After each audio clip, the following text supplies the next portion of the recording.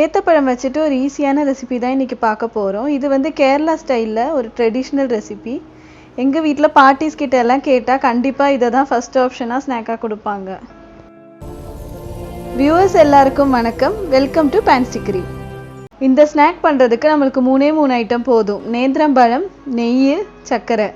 இதை வச்சு நம்ம 10 நிமிஷத்தில் இதை செஞ்சு முடிச்சிடலாம். நேந்திரம் பழம் எடுக்கும்போது நல்லா பழுத்த பழமாக எடுத்துக்கலாம். பழுத்த பழத்தில் செஞ்சாதாங்க இந்த ஸ்நாக்கே சூப்பராக இருக்கும். அந்த பழம் வெந்து அந்த கீயோட ஸ்மெல்லு எல்லாம் சேர்ந்து சும்மா சொல்லக்கூடாதுங்க, அந்த டேஸ்ட்டே வேறு லெவலில் இருக்கும். நம்ம பழத்தை தோலெல்லாம் உரித்து கட் பண்ணும்போது கொஞ்சம் திக்காக இருக்கிற பீஸாக கட் பண்ணிக்கலாம். சாதாரணமாக கேரளாலெல்லாம் கிடைக்கிற பழம் வந்து ரொம்ப பெருசாக இருக்கும். இந்த லாக்டவுனில் எங்களுக்கு எங்கே தேடியும் சின்ன பழம் தான் கிடச்சிது. கட் பண்ணும்போது ஒவ்வொரு பழத்துலேயும் 3 பீஸ் கிடச்சிருக்கு. பழத்தை எல்லாம் நம்ம கட் பண்ணி முடிச்சாச்சு. இனி இது ஃப்ரை பண்ணுறது மட்டும்தான் பாக்கி. பேன் வச்சு அது ஹீட் ஆனதுக்கப்புறம் நம்ம அதில் நெய் ஸ்ப்ரெட் பண்ணிக்கலாம். நெய் எவ்வளோ யூஸ் பண்ணுறதுக்கு அளவெல்லாம் கிடையாது, அது நம்ம இஷ்டம்தான். நெய்யில் செஞ்சு சாப்பிட்றது பிடிக்காதவங்க இதை தேங்காய் எண்ணெயிலையும் செஞ்சுக்கலாம். நம்ம கட் பண்ணி வச்ச பீசஸை பேனில் ஒன்றா ஆட் பண்ணிக்கலாம். பீசஸ் உடையாமல் கொஞ்சம் மெதுவாக வச்சுக்கலாம். கட் பண்ணும்போது இந்த ஷேப்பில் தான் கட் பண்ணணும்னு இல்லை, ரவுண்டாகவும் கட் பண்ணிக்கலாம். நம்ம கட் பண்ணி வச்ச பீசஸ் எல்லாம் இப்போ பேனில் வச்சாச்சு. ஃப்ளேமை நம்ம கொஞ்சம் லோவாகவே மெயின்டைன் பண்ணிக்கலாம். ஹையாக வச்சா அது உள்ளே வேகாமல் வெளியில் ஃப்ரை ஆகலாம் கிடைக்கும். அந்த மாதிரி கிடைக்காம இருக்கிறதுக்கு நம்ம லோலே வச்சுருக்கலாம். அந்த பீசஸ் மேலே நம்ம மறுபடியும் கொஞ்சம் நெய் ஸ்ப்ரெட் பண்ணி விட்டுட்டு மூடி வச்சுக்கலாம். மூடி வச்சாச்சுங்க.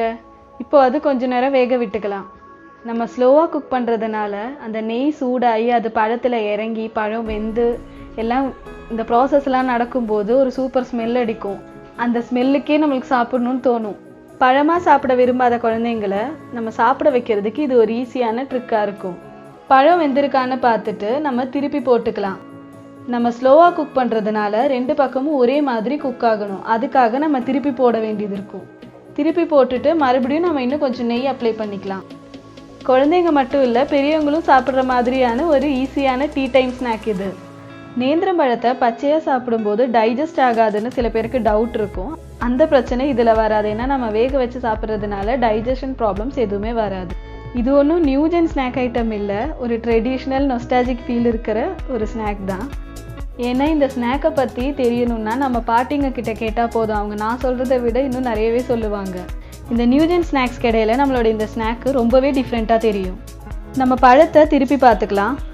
இப்போ பார்த்தீங்கன்னா அதில் கோல்டன் ப்ரௌன் கலரில் ஃப்ரை ஆகிருக்குது. மறுபடியும் நம்ம திருப்பி போட்டு 2 பக்கமும் கோல்டன் ப்ரௌன் கலர் வர வரைக்கும் நம்ம ஃப்ரை பண்ணிக்கலாம். இந்த மாதிரி விதவிதமான ரெசிபிஸ் பார்க்குறதுக்கு நம்ம சேனலை விசிட் பண்ணுங்கள். ஃபஸ்ட் டைம் பார்க்குறீங்கன்னா நம்ம சேனலை சப்ஸ்கிரைப் பண்ணுங்கள். நம்ம நேந்திரம் பழம் ஸ்நாக்கு கிட்டத்தட்ட ரெடி ஆகிருக்கு. இன்னொரு தடவை நம்ம திருப்பி போட்டு பார்த்துக்கலாம் 2 பக்கமும் ஃப்ரை ஆகிருக்கான்னு. அவ்வளோதாங்க, 2 பக்கமும் நம்மளுக்கு ஒரே மாதிரி ஃப்ரை ஆகி கிடச்சிருக்கு. இப்போ நம்ம ஸ்டவ் ஆஃப் பண்ணிக்கலாம். நெய்யில் ரோஸ்ட் பண்ணி எடுத்த நம்மளோட நேந்திரம் பழம் பீசஸை ஒரு பிளேட்டுக்கு சூடாகிறதுக்குள்ளே நம்ம மாற்றிக்கலாம். ஃபைனலாக அது மேலே நம்ம கொஞ்சம் சர்க்கரை தூவிக்கலாம். நெய்யில் ரோஸ்ட் பண்ணதை நம்ம அப்படியே கூட சாப்பிட்லாம். ஆனால் நொஸ்டாலஜிக் டேஸ்ட் கிடைக்கணும்னா அந்த சர்க்கரை போட்டால் தான் கிடைக்கும். இந்த ஸ்நாக்கை எல்லோரும் வீட்டில் ட்ரை பண்ணுங்கள். இது கண்டிப்பாக எல்லாருக்கும் பிடிக்கிற மாதிரியான ஒரு ஸ்நாக் தான். ட்ரை பண்ணிவிட்டு எப்படி இருந்ததுன்னு எங்களுக்கு கமெண்ட் பண்ணுங்கள். இந்த வீடியோ உங்களுக்கு பிடிச்சிருந்தா லைக் பண்ணுங்கள், ஷேர் பண்ணுங்கள். மறுபடியும் அடுத்த வீடியோவில் சந்திப்போம்.